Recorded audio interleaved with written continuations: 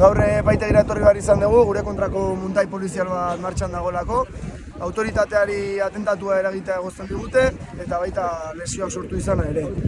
Akusazio hauek guztiz faltsua dira, eta guk ez dugu horrelakorik onartuko, ez eta inolako espetxe zigorri onartuko. Orduan ikusiko dugu gaurko zertan gelditzen den, fiskala eta defentsa elkartuko dira akordio bat erdiesteko aukerari dago, baina esan bezala guk argi daukagu gure kontrako akusazioak faltsua direla eta muntai polizial honen helburua adierazpen askatasuna eta militantzia politikoaren kriminalizazioa dela.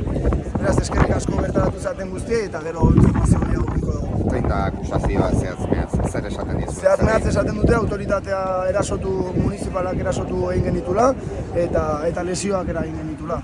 Guk egin genuen gauza bakarra izan zen, euskal presoak etxeratzeko pankarta plaza berrian, danborra egunean presente egon zedin bermatzen saiatu eta udaltzaingoak ez ziguten utzi eta haiek izan ziren gure kontra oldartu zirenak.